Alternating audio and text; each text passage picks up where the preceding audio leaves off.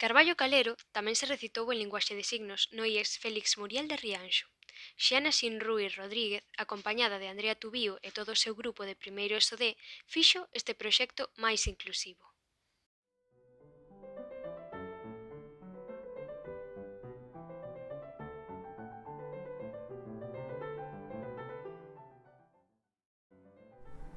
Remexe o vento as follas, chouta o merlo, e boa, e outra árbore ao ledo o colle. E o home que deitado está no souto, xa non o ve, mais o seu chifro escoita sobre as valgadas. Na auga que latexa, sobre os carballos da heráldica follaxe, sobre os piñeiros que avalan os seus vans, sobre o centeo que nas agras medra.